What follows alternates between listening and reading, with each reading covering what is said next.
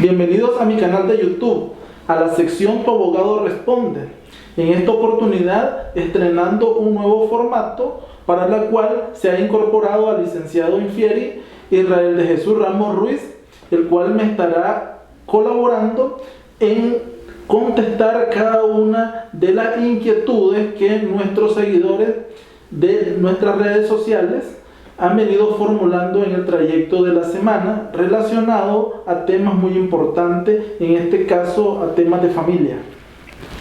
Bueno, primeramente le doy muchas gracias por permitirme participar en este segmento y como dijo anteriormente, en esta ocasión estaremos respondiendo a preguntas de los suscriptores del canal que nos han estado formulando a lo largo de esta semana.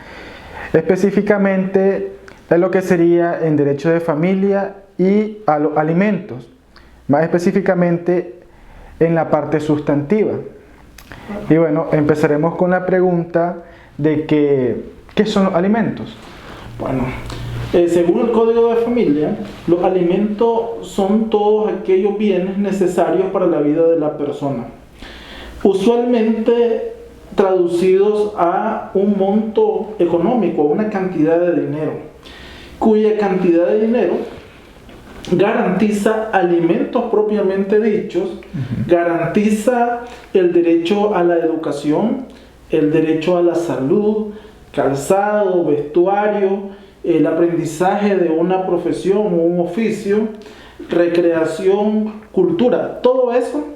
Derechos se garantizan a través precisamente de una pensión alimenticia que conforme el espíritu del Código de Familia se establece en una cantidad de dinero.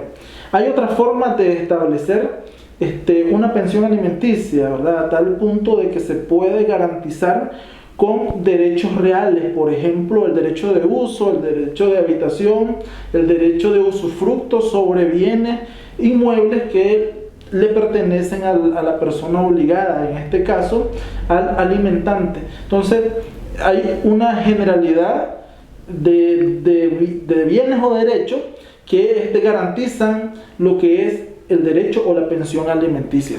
O sea que no necesariamente el alimentante puede dar una cantidad de dinero, sino que digamos que si él no cuenta con los recursos monetarios suficientes para sufragar los gastos del menor, podría, como usted lo dijo, abonar con alguna propiedad, algún usufructo. Sí, el artículo 300, bueno, el 306 es el que habla y nos define básicamente esto que les he dicho sobre qué son los alimentos. Pero el artículo 315, que establece de forma general que el derecho a pedir alimentos y la obligación de proveerlos o de pagarlos, esos alimentos, están fundamentados, basados en las relaciones de familia.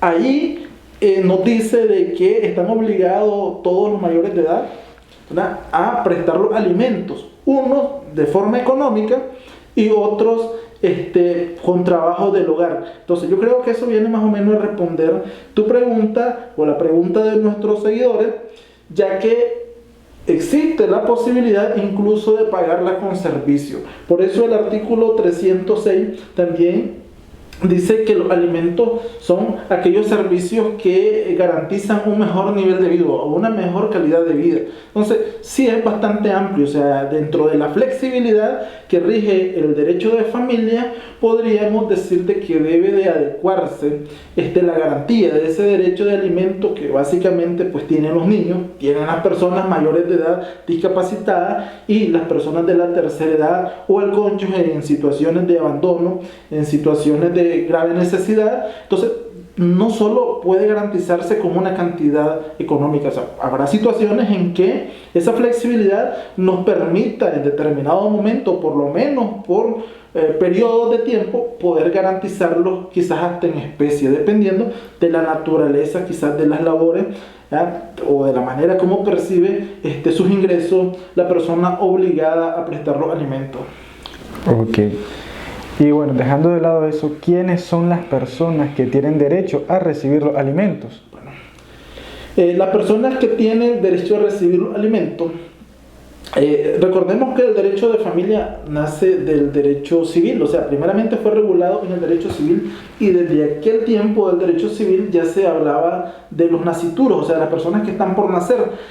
En nuestro código de familia pues ya se incorpora que tienen derecho a percibir alimentos la persona concebida, la persona no nacida. Entonces, esto estamos hablando entonces de ¿qué? Un hijo que está concebido. Entonces, ¿desde cuándo? Desde cero edad, desde el momento de su concepción, desde el momento que se puede acreditar la existencia de un embarazo, ese feto, ese niño, esa nueva criatura, no nacida, tiene derecho a alimentos. ¿Por qué? Porque se está gestando una vida, se está creando una vida y precisamente lo que procura el derecho de alimento es una mejor calidad de vida. Entonces desde ahí se concibe la vida. Entonces desde ese momento tienen derecho los hijos, tienen derecho de un día en adelante hasta los 18 años, porque esa es la mayoría de edad.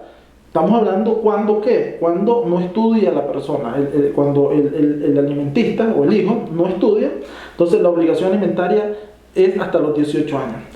Hasta los 21 años, si este hijo estudia provechosamente, si el hijo, hablando siempre por la filiación, un hijo desafortunadamente pues tiene problemas congénitos de salud o lo que se dice que es discapacitado, entonces esta persona va a tener derecho a alimento por toda su vida.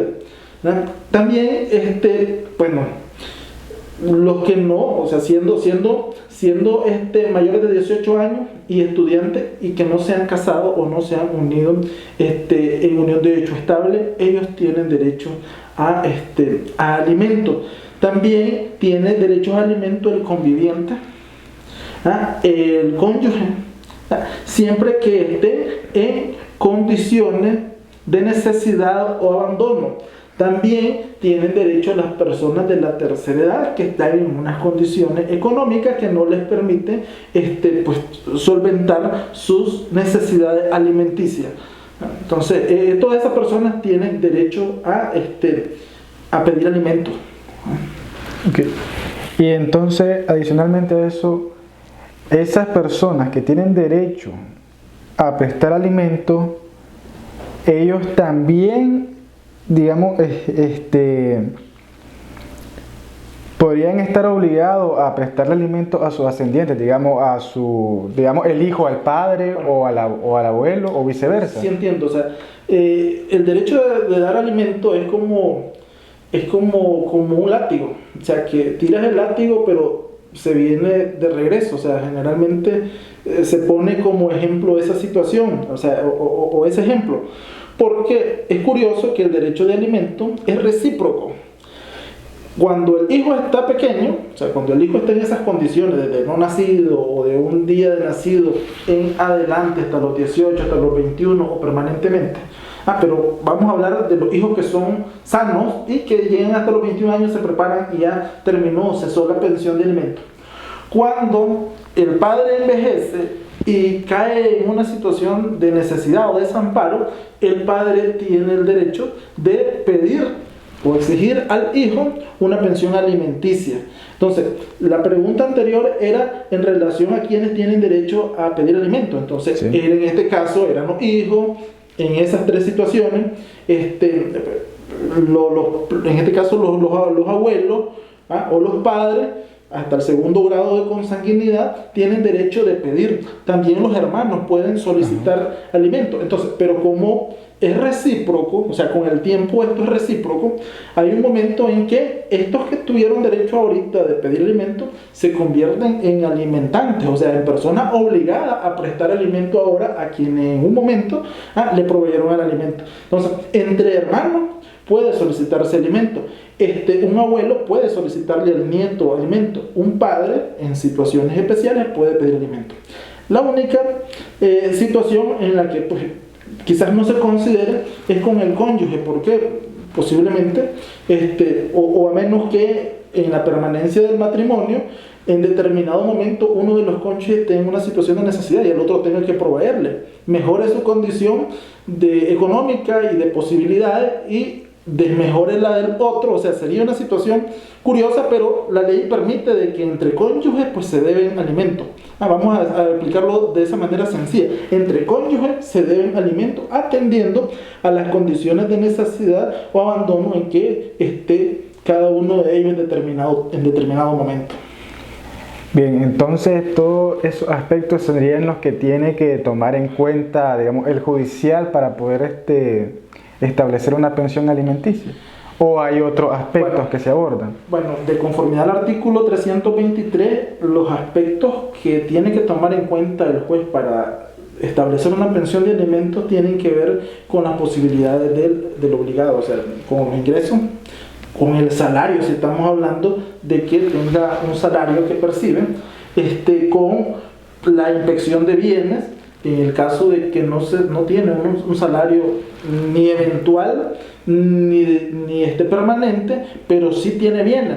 Entonces se hace una inspección o análisis, sí. O sea, ahí es amplio, se puede hacer como una auditoría si quieres en los bienes, porque es posible que esa persona tenga varios bienes y tenga algunos bienes rentados, tenga algunos bienes que producen. Entonces todo lo que se traduzca en un ingreso, no importa el concepto, en qué concepto, pero que sea una ganancia, un ingreso para el alimentante, se va a tomar en consideración para determinar una pensión alimenticia, ¿verdad? La edad de los hijos, la situación de salud del niño o del alimentista, también la situación de salud del alimentante. O sea, puede ser una persona que esté con una situación de salud deplorable, eso lo tiene que considerar el juez. Pero es curioso de que en el artículo 323 se establezcan como estos parámetros que el juez debe tomar en consideración para establecer una pensión alimenticia. Pero cuando nos vamos ya a la forma de cómo tasarlo, o sea, cómo se tasa la pensión alimenticia, que es el artículo 324, ahí obliga la ley al juez a establecer la pensión alimenticia en porcentajes. Entonces, el artículo 323 como que te lleva a una cuestión de humanismo, de objetividad, de principio de realidad por parte del juez, que tiene que hacer aparentemente una consideración para establecer la pensión alimenticia. Pero cuando llega el momento en que la ley le dice cómo la debe tasar, se olvida de lo que dice el artículo 323 y le dice, si es un hijo, vas a establecer el 25%, si son 2 hijos, el 35%, si son 3 o más hijos, el 50%. ¿De qué? Bueno, también viene y toma, este artículo dice, si es el salario mínimo, igual el 25%, si es un hijo, si son 2, si son 3, va a ir a aplicar los porcentajes. Y si tiene un salario, que se supone que más el salario mínimo es otro salario, mayor al mínimo, pues también va a aplicar un porcentaje. Entonces, como que no tiene sentido de que el artículo 323 lo mande a hacer un análisis de todo el entorno, tanto del alimentista como del alimentante, para establecerlo. O sea, como que ahí el legislador se olvidó de que iba a fijar de manera porcentual. Está bien el artículo 323 si estuviésemos hablando de una pensión alimenticia que el juez la tome tomando en consideración los parámetros, o sea, que no lo obligue a establecer porcentaje. Ahí está bien y estaríamos hablando de lo que es el principio de realidad, o sea, atendiendo a la realidad del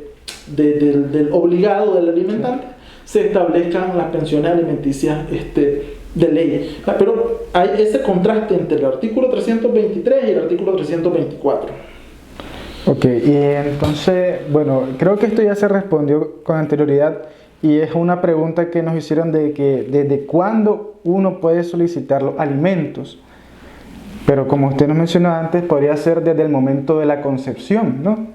Sí, o sea, se puede pedir desde el momento de la concepción, ¿verdad? Estos alimentos hace pues la salvedad del Código de Familia de que van a ser exigidos durante el tiempo del embarazo. Una vez que concluye el embarazo con el nacimiento,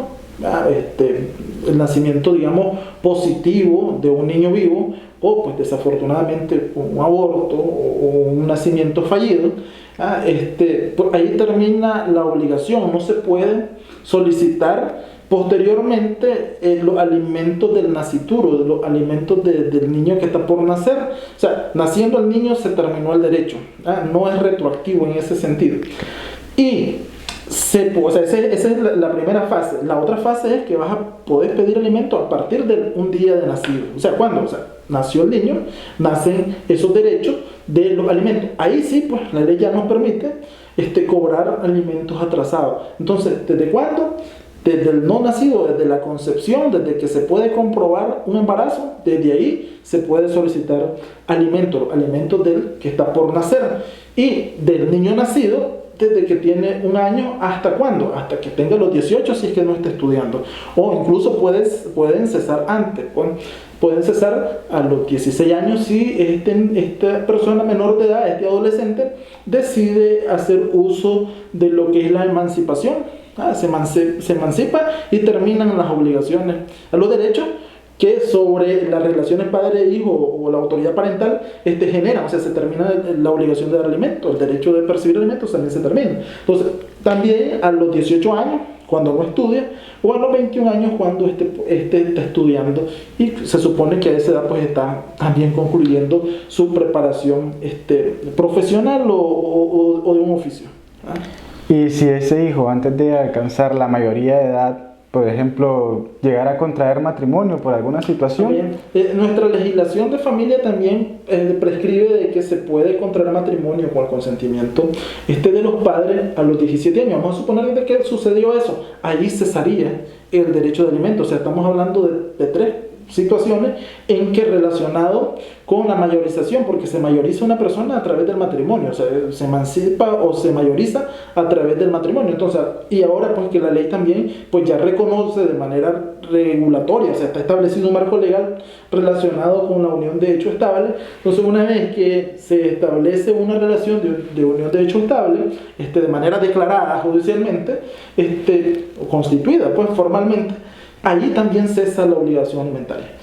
¿Cuándo no cesa y hasta cuándo? En los casos cuando estamos hablando de hijos o nietos o hermanos, viendo todas las posibilidades de los que pueden pedir derecho,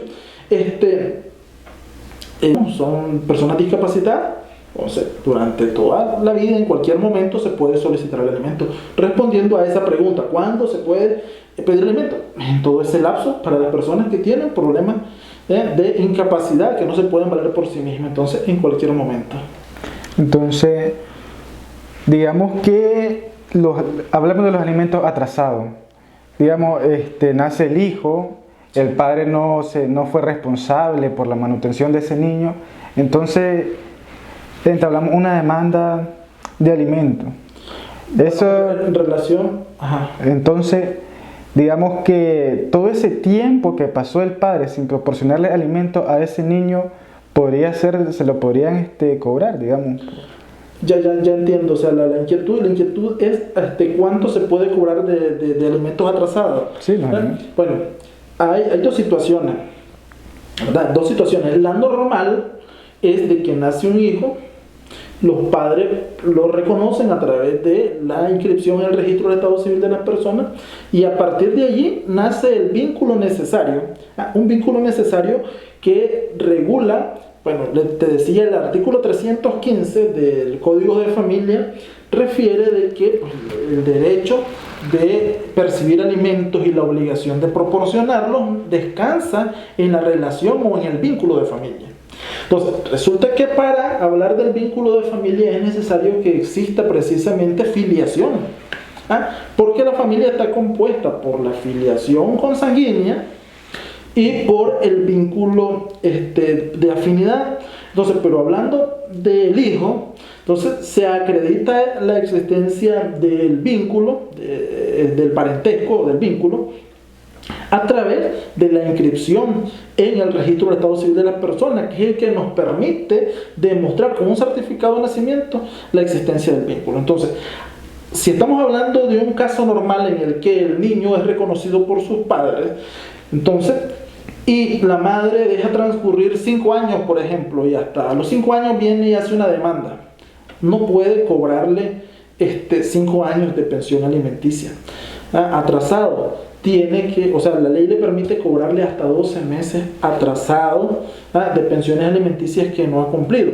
¿Por qué? Porque era evidente la existencia de la obligación alimentaria, ya que existe el vínculo necesario para ello, pues, y eso está regulado en el artículo 320, el derecho de pedir alimento del Código de Familia, pedir alimento atrasado hasta por 12 meses, vinculado con el artículo 187 del Código de Familia, que es con el que se acredita la filiación necesaria.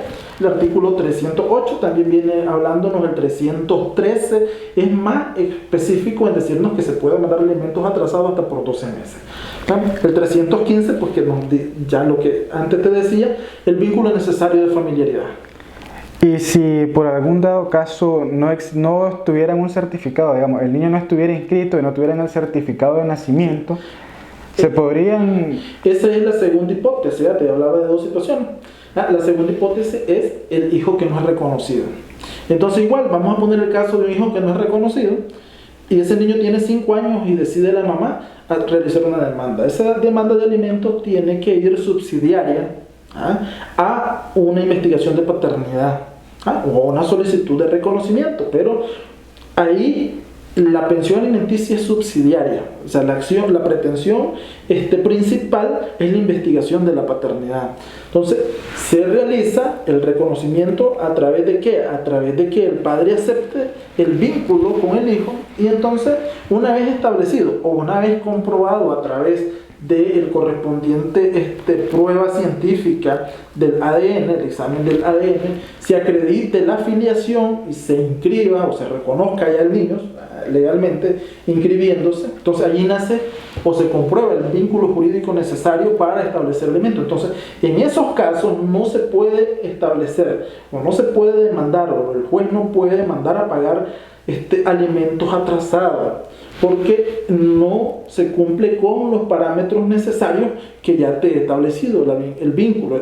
Entonces se empiezan a pagar solo alimentos presentes o alimentos, si el proceso se tarda, sí, va a partir de la fecha en que se comprobó el vínculo. Pudiera ser de que se mande y es aceptable porque a partir de esa fecha el padre puede ¿qué? Hacer una conciliación y empezar a pagar. Pero si el padre se espera y transcurre el proceso 6 meses, perfectamente el juez puede mandar a pagar 6 meses atrasados, que son los 6 meses a partir de cuando el padre ya indubitablemente acreditó o se acredita de que él es el padre biológico y legal de ese niño. Entonces ya la obligación allí ya es evidente, ya la obligación existe como tal. Pero atrasado 12 meses no se puede. Tampoco el juez, mediante el cual está conociendo un proceso de investigación de paternidad y la subsidiaria de alimentos, no puede establecer alimentos provisionales porque no es manifiesta la obligación. Se establece y posiblemente este tema se evacúe una vez que estemos hablando de la parte procesal para hablar del establecimiento de las medidas cautelares, como es el hecho de establecer una pensión alimenticia. ¿Cuáles son los requisitos necesarios para ello? Van a tener que ser los mismos parámetros legales para el establecimiento de una pensión alimenticia definitiva. Entonces, en el primer caso sí se pueden cobrar alimentos atrasados hasta por 12 meses. En el segundo caso, donde el hijo no ha sido reconocido, no se puede establecer alimentos atrasados, no se pueden demandar, ni el juez puede mandar a pagar alimentos atrasados por 12 meses, ni establecer durante el proceso, hasta antes de la comprobación del vínculo, alimentos provisionales. Entonces es necesario que esté debidamente reconocido. Claro. Descansa en eso, básicamente, la obligación, como te digo, de aportar alimentos y el derecho de recibirlos. Tiene que estar comprobada la filiación, y la filiación se acredita legalmente con el correspondiente certificado de matrimonio, de nacimiento, que es el que acredita la filiación. Y subsidiariamente, pues cuando es por la vía judicial o forzosa o administrativa, a través de los resultados de un ADN, que es el que va a permitir una resolución administrativa o judicial en la que se ordena el reconocimiento. Entonces ahí se establece el vínculo. Entonces, continuando con lo que serían los alimentos atrasados, si digamos el obligado a prestar esos alimentos se retrasa constantemente, se le podría aplicar, digamos, una sanción, algo, una... Bueno, ya el Código de Familia establece en el artículo 325 una sanción. Y esta sanción, curiosamente, pues tiene que ver con otras regulaciones del derecho, digamos, financiero.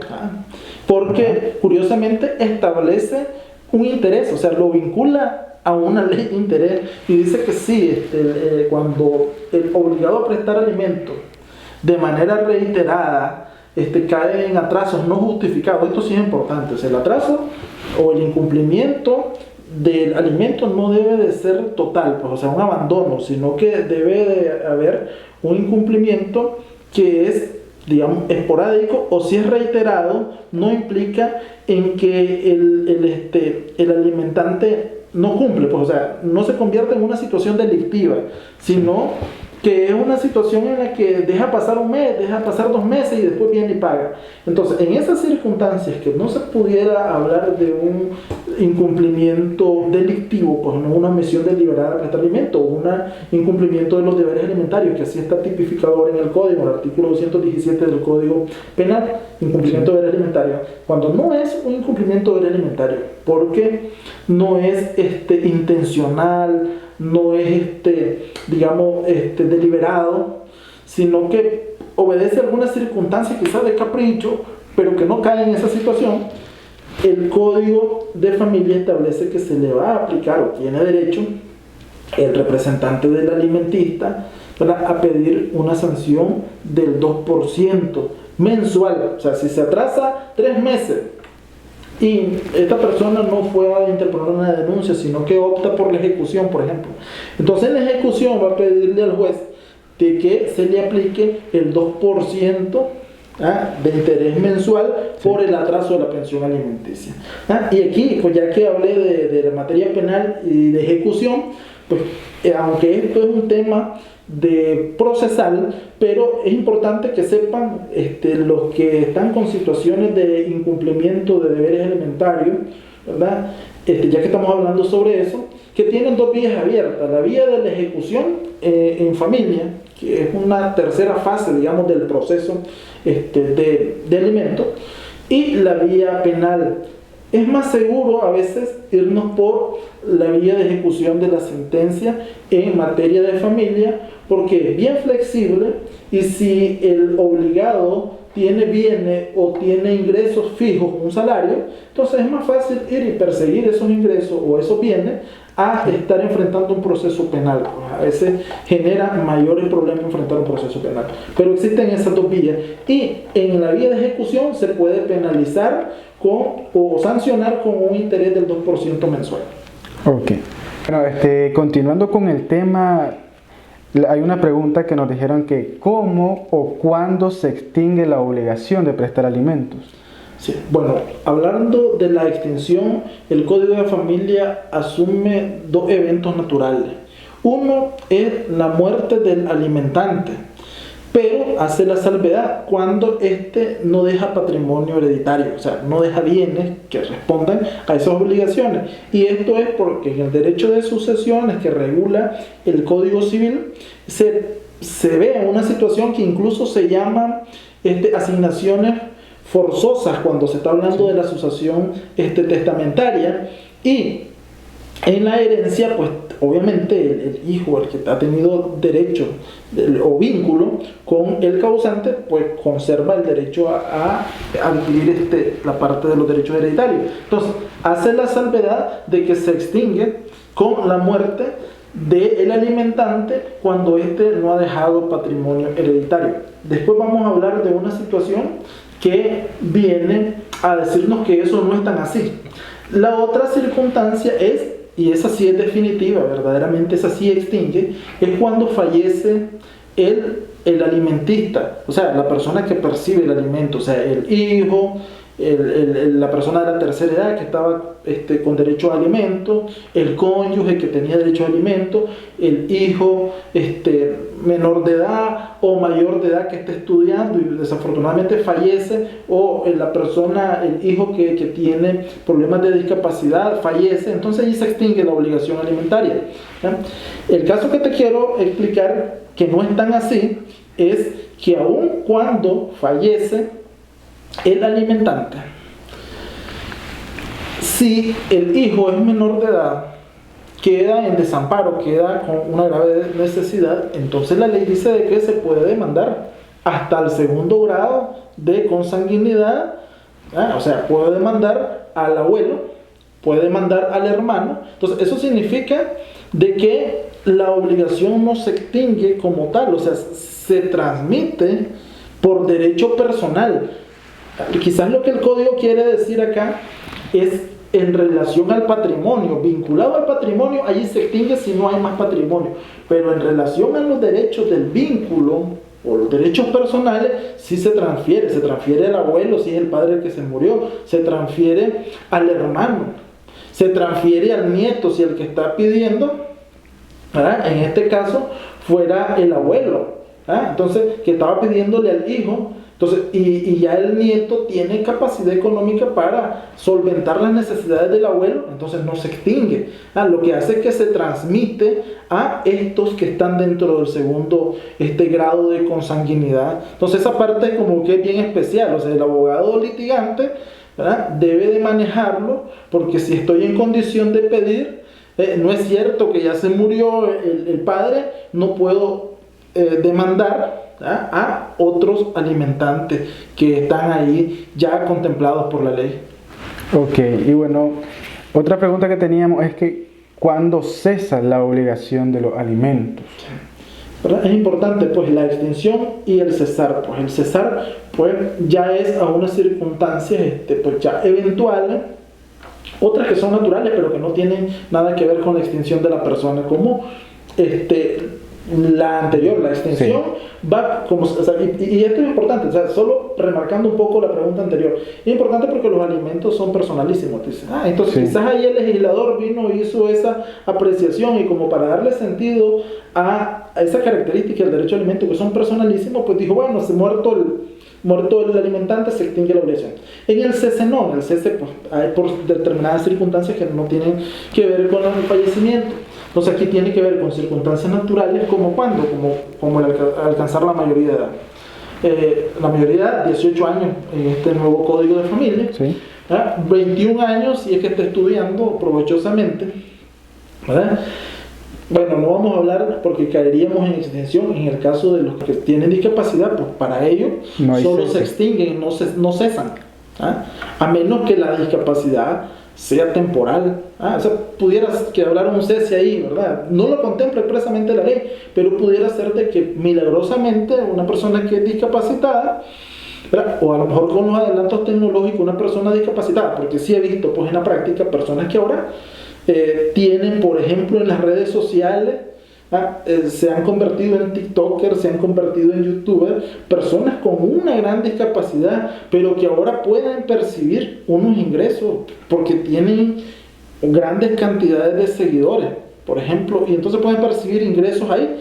Pudiera, quizás con, digamos, con el desarrollo de toda esta tecnología y de la mentalidad del legislador y todo eso, en contemplarse de futuro esas circunstancias, pero en eso, como estamos, no lo contempla el legislador para ello, ¿verdad? Entonces, pero sí contempla, por ejemplo, en el caso de que cese los alimentos para el cónyuge. Bueno, el cónyuge que ha estado en una situación de necesidad, no de desamparo, porque pues, tiene otro cónyuge que tiene que suplir esa necesidad, eso lo es pedir, pero si está en esas condiciones de necesidad, ¿cuándo va a cesar? Va a cesar cuando mejoren sus condiciones.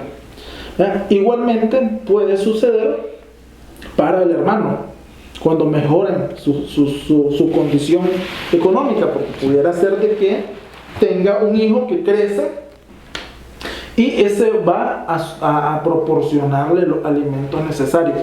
Y yo como hermano estaba proveyéndole, pero crece un hijo y le va bien en la vida, entonces se responsabiliza de la familia, del sustento de su padre, y entonces en relación a mí cesa la obligación de prestar los alimentos. O sea, recordemos que el derecho de alimento es bien amplio, por eso en determinado momento, de conformidad con el artículo 315, en determinado tiempo puede ser un hermano el que esté obligado a proporcionar alimentos.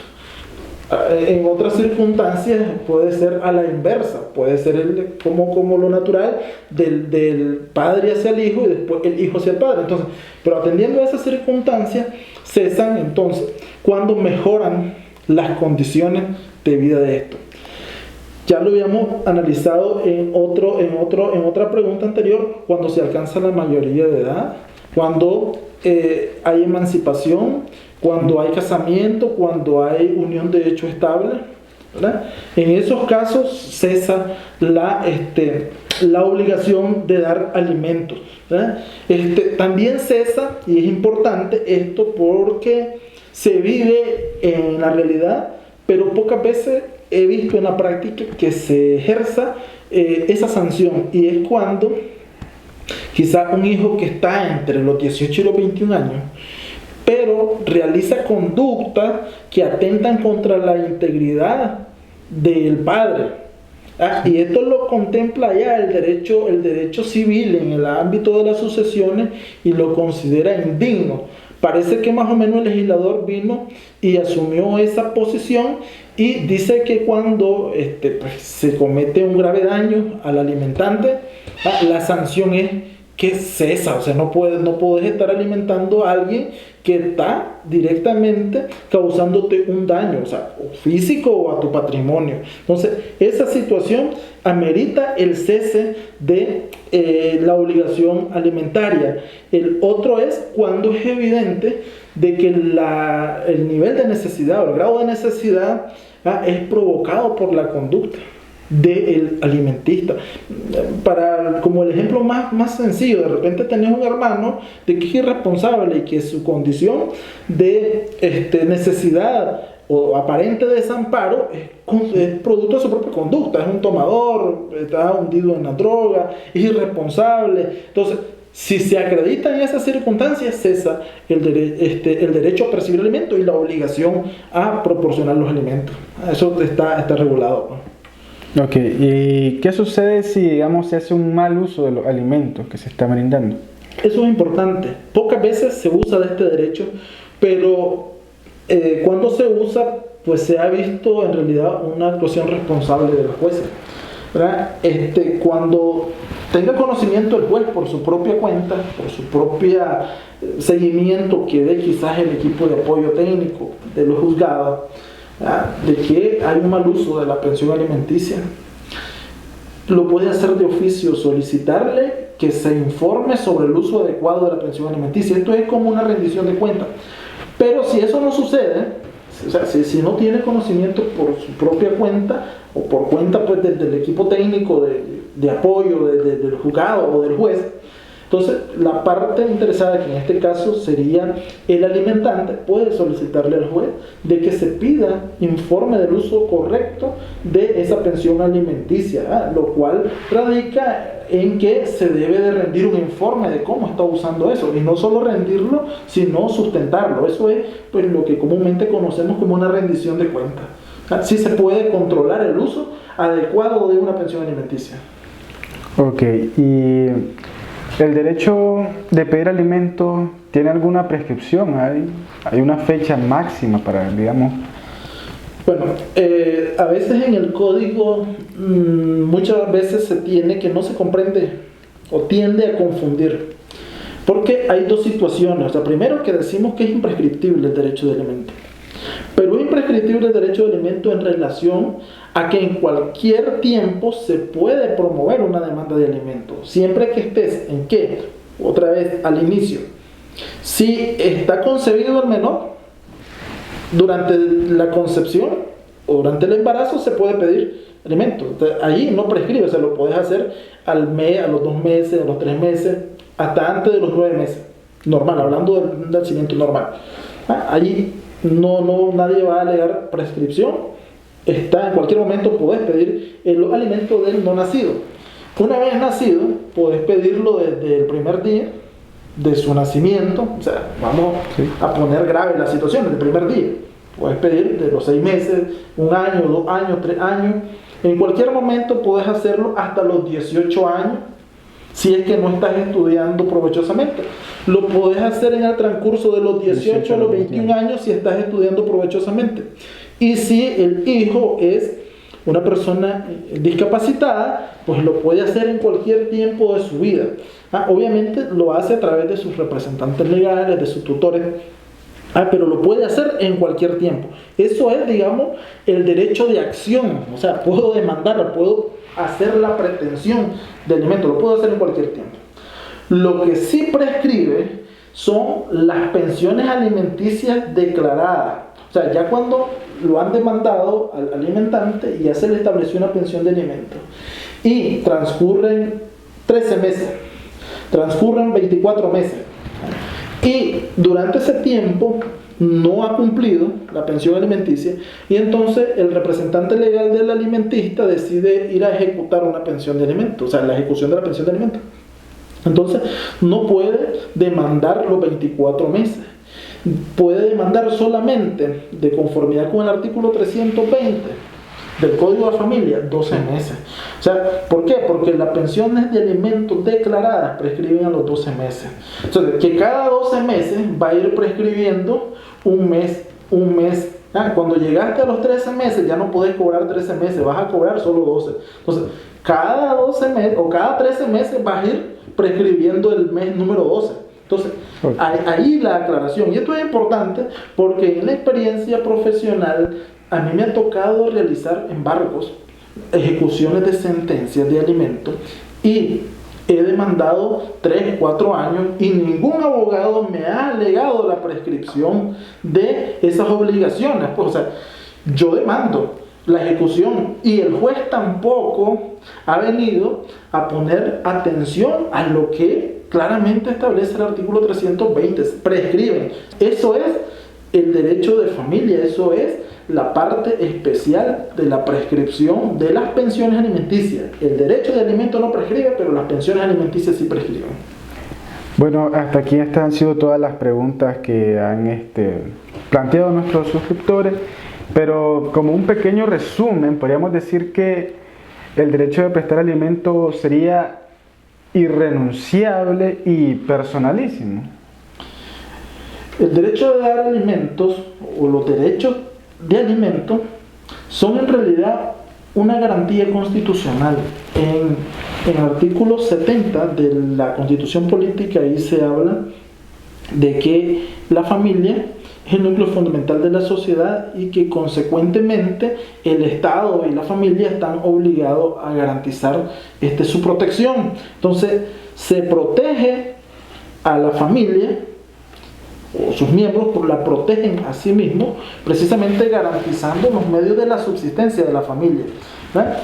Y sí, o sea, los principios que rigen el derecho de alimento es de que son personalísimos, y lo hemos venido viendo, porque para ello se obliga a que exista un vínculo entre el alimentante y el alimentista. También de que exista la familiaridad. O sea, cuando hay un vínculo, todo lo demás situaciones que hemos visto son accidentales y de derecho sucesorio, si has visto, o sea, porque ha venido regulando cómo se transmite la obligatoriedad del alimento, pero parte precisamente de una situación personalísima que es el vínculo de consanguinidad o el de afinidad. O sea, a partir de ahí sí son personalísimos y son irrenunciables, sí son irrenunciables. ¿Por qué? Porque son derechos humanos. En la práctica nos encontramos con madres o padres que dicen: yo por honor no voy a demandar alimentos de mi hijo, pero se les olvida que esos derechos alimenticios son, como has dicho, personalísimos, o sea, son de su hijo, no son transferibles a ella. Ni el papá, ni la mamá, ni la abuela pueden renunciar a los derechos de ese menor, a los derechos de esa persona de la tercera edad, a los derechos de esa persona que está incapacitada, a los derechos humanos de ese cónyuge. No pueden, porque no son transferibles y tampoco son renunciables por sí mismos. O sea, yo no puedo renunciar a vivir en la vida, yo no puedo renunciar a los derechos que me garantizan mi subsistencia, porque son de interés público, porque son a nivel de garantía de derechos humanos, ¿ya? Son una garantía constitucional. porque son de orden público y de carácter de derecho humano, que tiene esas características, ¿verdad? Que pues hay que saber vincularlas e interpretarlas tanto para su defensa en los tribunales como en las sedes que corresponde administrativa, y haciendo uso pues también de lo que son pues los mecanismos de resolución alterna de los conflictos, porque no hay mejor cosa que el tema de alimentos pues se vea con responsabilidad, ¿verdad? Invitando a quienes están en conflicto de alimentos pues ver ese lado de derechos humanos, ver que básicamente el derecho es del niño, que el derecho es del cónyuge en situaciones de necesidad, que el derecho es de la persona de la tercera edad, que el derecho es de ese adolescente que está o ya es mayor de edad, pero que está luchando por garantizarse un mejor nivel de vida. Entonces, poner de por medio y velar por esos intereses y garantías constitucionales que tiene cada una de las personas, ¿verdad? La verdad que es un gusto estar, ¿verdad?, ahora colaborando con Israel en la respuesta a las inquietudes de los seguidores del canal y de las demás redes sociales, ¿verdad? No sé si Bueno, yo quisiera agradecerle por permitirme la participación en este segmento, y bueno, que probablemente continuemos implementando esta nueva forma de preguntas y respuestas. Bueno, bienvenido nuevamente al canal, pues, y ojalá pues sea de provecho para todos los seguidores, amigos y a la sociedad, porque la finalidad del canal y de estas publicaciones pues es contribuir a la cultura jurídica de nuestra sociedad. Muchas gracias para todos.